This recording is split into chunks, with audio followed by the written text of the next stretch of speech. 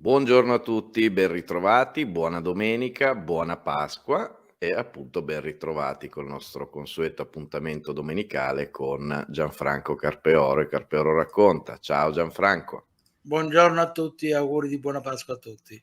come stai? Bene, bene. Ottimo. Allora direi poi, come sempre ormai nostra abitudine, di iniziare con serenità e quindi chiamiamo in causa anche Serena. Ciao Serena. Ciao Marco, ciao Gianfranco e buona Pasqua di Resurrezione a tutti. Ciao a tutti. Allora Serena, lascio a te come sempre l'ingresso, l'introduzione. Sparisco per un po'. Ok, grazie Marco. Però risorgi tra poco, insomma, nel senso ritorna tra di noi tra poco. Allora, in realtà oggi l'idea iniziale era quella di parlare, come solito essendo Pasqua, della resurrezione, di questa parte qua, ma in realtà poi ho cambiato idea. E quindi oggi voglio parlare di quelle che sono le emozioni e quella che viene definita dalle neuroscienze la fight or flight response. Allora, innanzitutto cos'è l'emozione? L'emozione è ciò che trasporta verso l'esterno, ma ha anche un significato di agitare, oltre che definire un'azione del sangue. Adesso capiremo il perché di queste anche definizioni. Questa definizione, scusate il gioco di parole, è molto interessante perché ci spiega il perché sono le emozioni che ci indirizzano verso l'azione. In caso di apatia, infatti, si rimane fermi, si rimane statici e si rimane sempre uguali. E quindi le emozioni sono l'interruttore della nostra evoluzione. L'apatia è uno stato dell'essere in cui non si producono emozioni e genera quindi una situazione di infermità. La macchina biologica però ha necessità di movimento per poter svolgere la propria funzione di mezzo per l'evoluzione umana. Dal punto di vista fisiologico, le emozioni sono una produzione di chimica sotto forma di molecole, sotto forma di ormoni e di varie sostanze che circolano nel corpo attraverso il sangue. Ecco il perché il discorso che dicevo prima, azione del sangue, azione. Le emozioni si producono quando a livello mentale si immagina qualcosa, quindi la visione si materializza prima di tutto sotto forma di chimica e poi quando l'azione corrisponde all'immagine, allora si concretizza nella vita.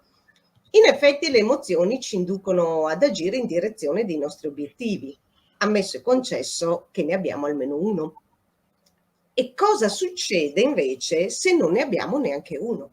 Beh, allora qua prendono il sopravvento confusione e stress e iniziamo a seguire il sogno e l'obiettivo di qualcun altro e allora cosa accade? Immagini, emozioni e azioni non sono più allineati e si sprofonda nel caos.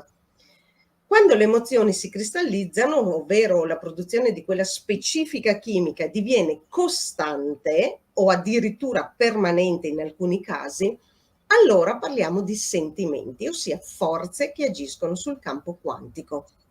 In questo caso i cinque sensi della personalità percepiscono sempre solamente le vibrazioni che alimentano quello stato, escludendo e rimbalzando quindi tutte le altre, in quanto subentra un meccanismo di autodifesa che genera una continua staticità dell'essere e blocca quindi l'evoluzione. I sensi qui sono impossibilitati ad uscire dal paradigma in cui si trovano e quindi si assopiscono. Nell'attuale stato di cose noi siamo costantemente in una fase di cosiddetta fight or flight response, ossia una risposta di lotta o fuggi. ed è una condizione ancestrale dell'essere umano, ma anche degli animali, che noi oggi però abbiamo reso costante e attuale. Questo fenomeno è bene spiegato, come dicevo inizialmente, dalle neuroscienze.